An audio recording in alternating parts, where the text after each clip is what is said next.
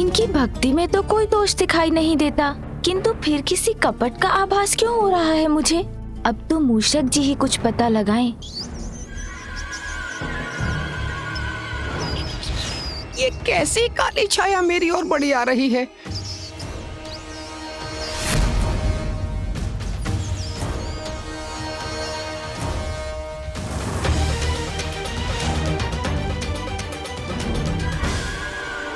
लड्डू,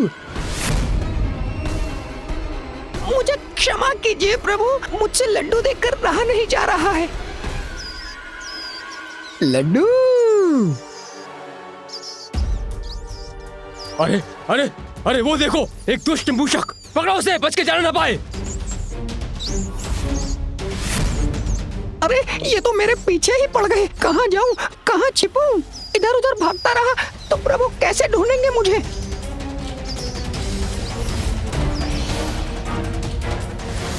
भागो मूषक!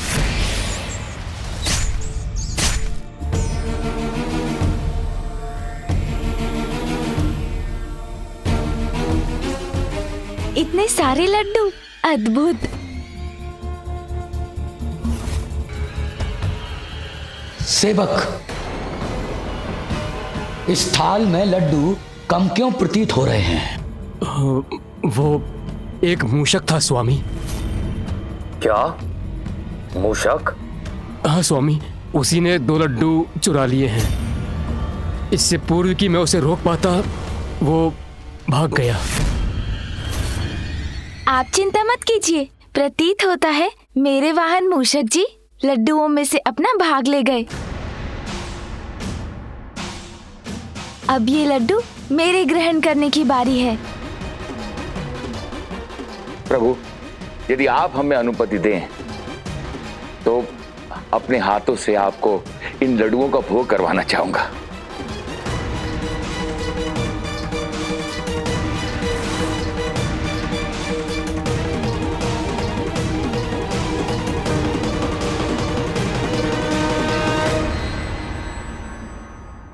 मूषक जी मुझसे पूर्व कभी लड्डू नहीं लेंगे। अवश्य वो किसी विशेष कारण से लड्डू उठाकर ले गए हैं।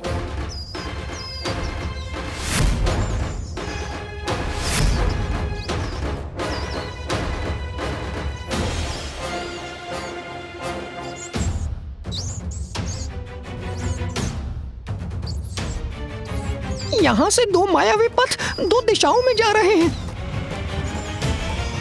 एक रजत निर्मितपुर की ओर और दूसरा लौहपुर ले जाने वाला। मैं किधर जाऊं? बूंदी भी समाप्त हो गई है।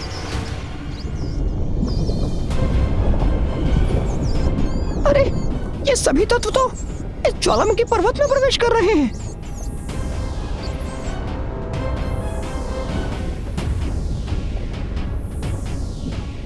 जय विघ्नहर्ता श्री गणेश।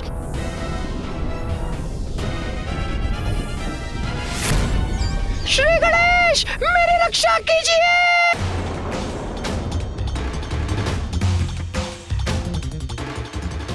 प्रतीत होता है मूषक जी किसी संकट में फंसकर मुझे सहायता के लिए पुकार रहे हैं। श्री गणेश, मेरी रक्षा कीजिए। मूषक जी पर कोई संकट छाया है, उन्हें ढूंढकर उनकी रक्षा करनी होगी मुझे।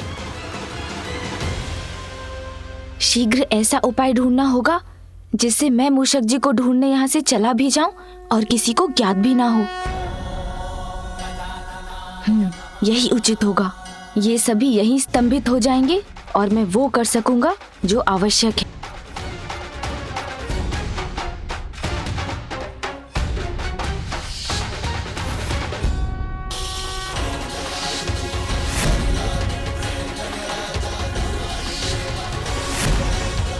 अब मैंने इन्हें स्तंभित कर दिया है। अब मैं मूषक जी को ढूंढने जा सकता हूँ।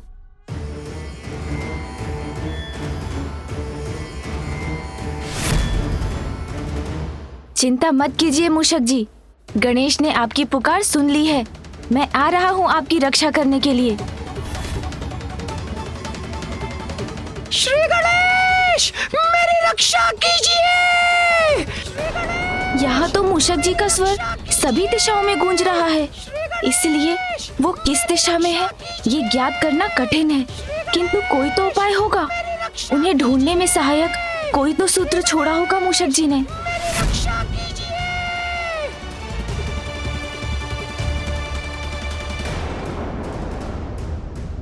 एक मूषक था स्वामी, उसी ने 2 लड्डू चुरा लिए हैं। तो ये कारण था मुझसे पूर्व लड्डू लेने का। अपने मार्ग पर बूंदी बिछाकर अच्छी चतुराई दिखाई है मूषक जी ने।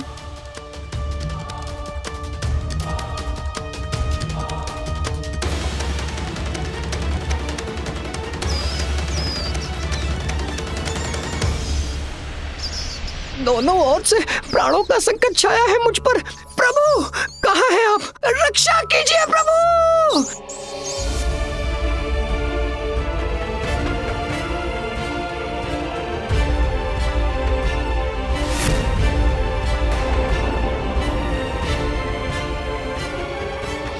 अब यहाँ से किस दिशा में जाकर ढूंढूं मूषक जी को? ज्वालामुखी, ताड़कासुर पुत्रों की इच्छानुसार मायासुर ने इस पुर का निर्माण किया था। अपनी इच्छानुसार कोई अपने पुर में ज्वालामुखी का निर्माण क्यों करवाएगा? हो ना हो, यही स्थान है जहाँ पर कोई रहस्य छुपा है।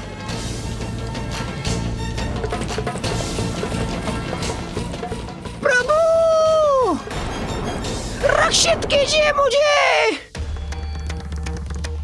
प्रभु। प्रभु मूषक जी संकट में हैं, इन्हें मुझे रक्षित करना होगा। प्रभु मूषक जी चिंता मत कीजिए, मैं रक्षित करूंगा आपको। मैं आ रहा हूँ मूषक जी।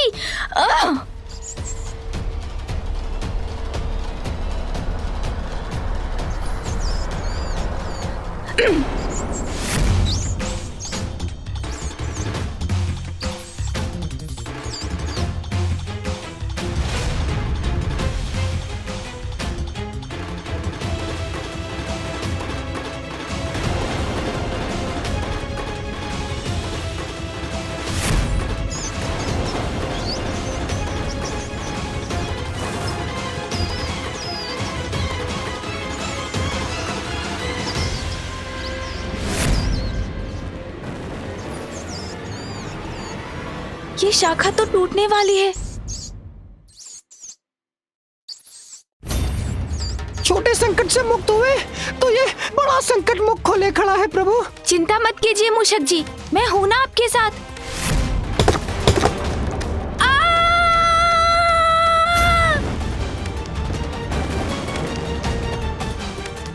प्रभु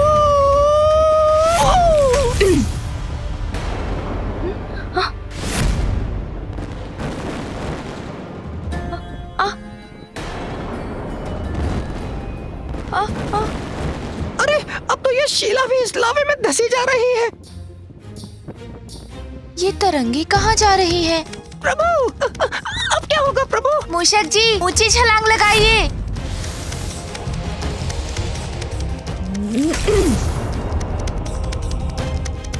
धन्य है आप प्रभु, आपने अपने साहस से बड़ा रोमांचक बना दिया ये अनुभव। मूषक जी हमारे यहाँ आने का प्रयोजन रोमांच प्राप्त करना नहीं है। जो ज्ञात करने आए हैं उसके संकेत ढूंढिए। हाँ प्रभु।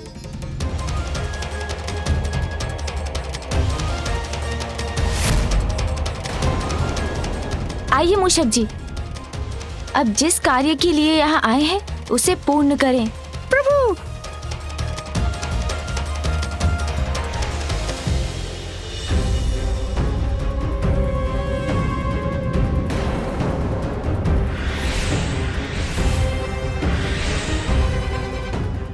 ये अपूर्ण असुर मूर्तियाँ क्या और क्यों है ये? कौन कर रहा है इनका निर्माण?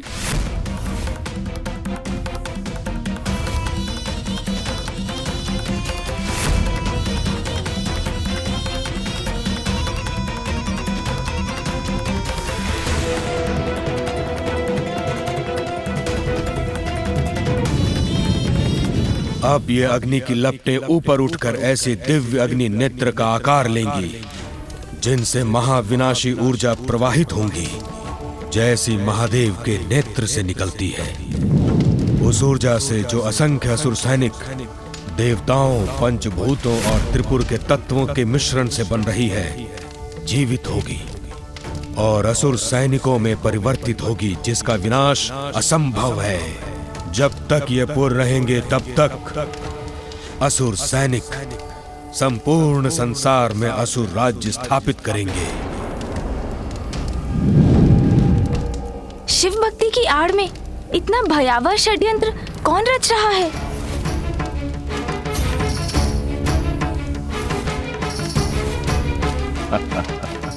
कौन है ये? हर हर महादेव। मैं और त्रिपुरासुर मिलकर देवताओं का अंत कर देंगे और अनंत काल तक सर्वत्र असुरों का आधिपत्य स्थापित करेंगे। दैत्य गुरु शुक्राचार्य?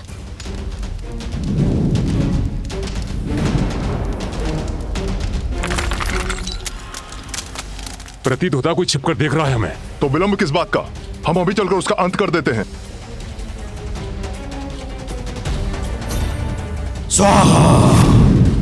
किसी षड्यंत्र की रचना हो रही है यहाँ, इसका आभास था मुझे, किंतु गुरु शुक्राचार्य की देखरेख में इतना भयानक षड्यंत्र रचा जा रहा है।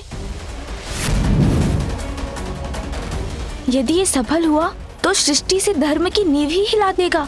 ये सब यहाँ होगा इस प्रकार, इसकी कल्पना भी नहीं कर सकता था मैं। तब तो प्रभु हमें सोच विचार छोड़कर शीघ्र इसे रोकने के लिए कुछ करना होगा। नहीं मूषक जी, जो भी करना है सोच विचार कर ही करना है। अभी त्रिपुरासुर अजय है। यदि ये यज्ञ सफल हुआ तो इन असुर मूर्तियों में जीवन का संचार हो जाएगा और एक ऐसी असुर सेना उत्पन्न होगी जिसे पराजित करना असंभव हो जाएगा। अच्छा प्रभु, बस आप इन मूर्तियों को लेकर चिंतित हैं। कारण मिटने से परिणाम भी नष्ट हो जाएगा। मैं इन असुर मूर्तियों को ही नष्ट कर दूंगा तो असुर सेना का निर्माण स्वतः रुक जाएगा। मूषक जी रुकिए, हमारे किसी भी कृत्य से इन्हें नहीं ज्ञात होना चाहिए कि हम यहाँ आए हैं।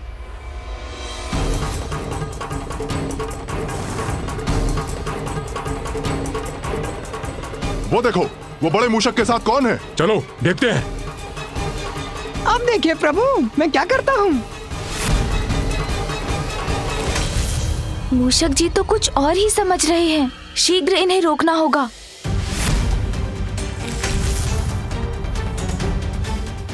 मूषक जी गति धीमी करिए, कहीं आपके दौड़ने की ध्वनि से इन्हें हमारे यहाँ होने का भान ना हो जाए। हाँ हाँ, मैं समझ गया।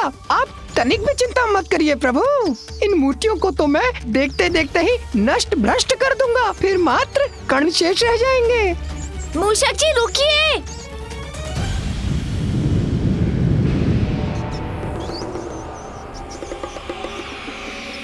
अरे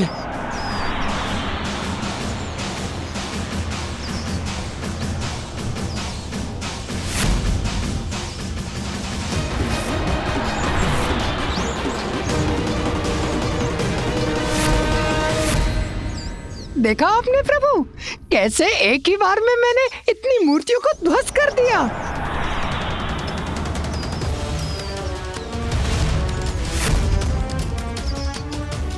अरे ये असुर मूर्तियां तो पुनः बन रही हैं। इस उद्दंड मूषक को तो हम छोड़ेंगे नहीं। इसका अर्थ है इन मूर्तियों को नष्ट करना असंभव है। तो अब हम क्या करें?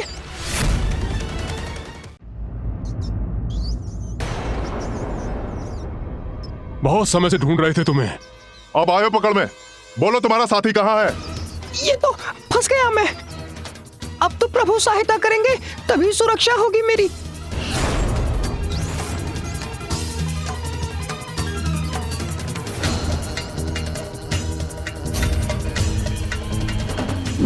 प्रभु!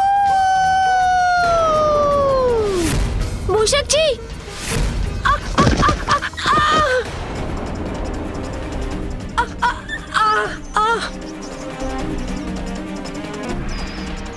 अरे तुम दोनों फिर आ गए। अच्छा आ ही गए हो तो मुझे युद्ध के लिए तैयार होने का अवसर तो दो। युद्ध करेगा एक मूषक, वो भी हमसे।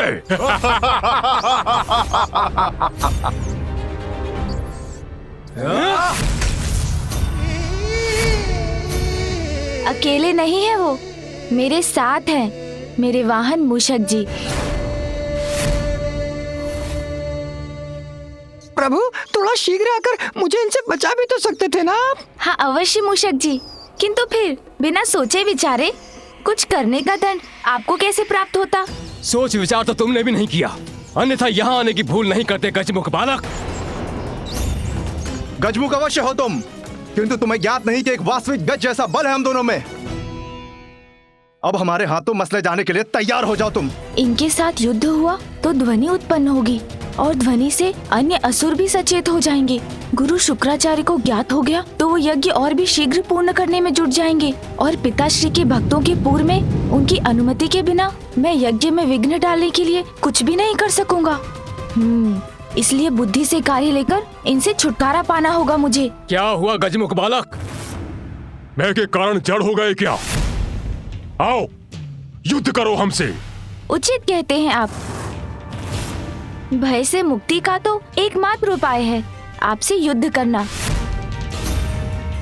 किंतु उसका एक नियम होगा।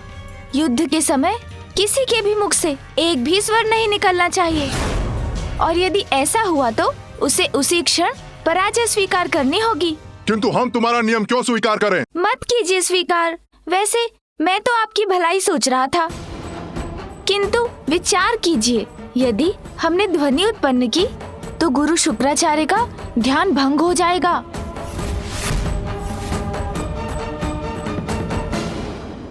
और यदि उनके तप में बाधा पड़ी तो आपको तो वो अवश्य दंड देंगे। क्यों, उचित कहा ना मैंने? उचित है, स्वीकार किया हमने।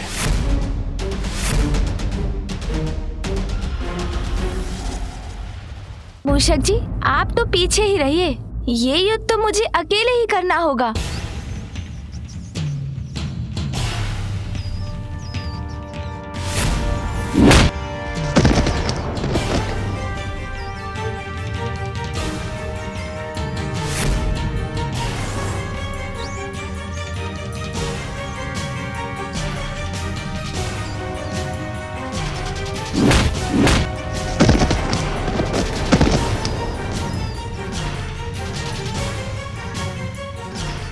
गजमुख बालक, अब नहीं बचोगे, नहीं बचोगे तुम।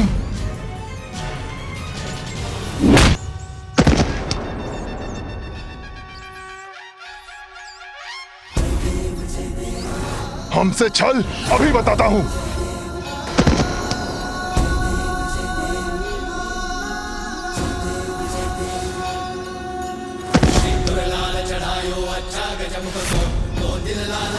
बहुत अच्छे प्रभु। क्या हुआ असुरो, थक गए या पराजित हो गए तुम दोनों? अब शीघ्र इस युद्ध का अंत करना चाहिए मुझे।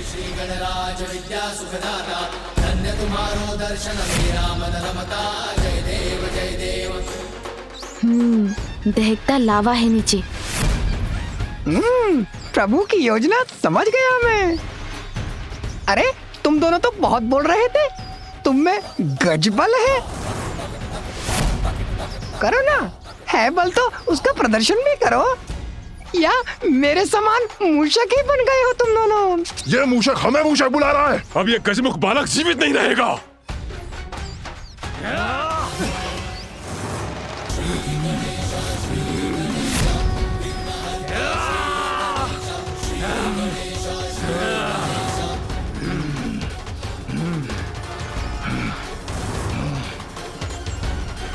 अब तुम्हारा अंत निकट है गजमुख बालक।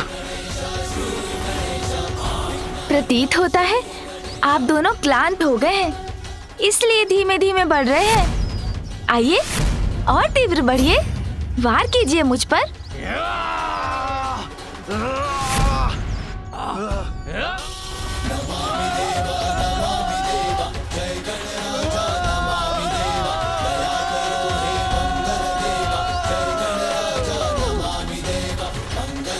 धन्य है आपकी अंत हुआ। आइए अब इस असुर सेना को भी नष्ट करने का उपाय करते हैं। पंचभूत और त्रिपुर तत्वों से बनी असुर सेना अब तैयार है। इसमें प्राण फूके जाने के लिए यज्ञ की अग्नि को और अधिक शक्ति देनी होगी, और इसके लिए मुझे और अधिक सामग्री और घृत की आवश्यकता होगी। शीघ्र जाओ और लेकर आओ ये सामग्री। अच्छा, तो ये योजना है आपकी। किंतु अब मैं भी देखता हूँ कि कैसे आपको समस्त हवन सामग्री मिलती है। शत्रु या विरोधी कितना भी बलवान क्यों ना हो, युक्ति और बुद्धि की शक्ति से उसका सरलता से सामना किया जा सकता है।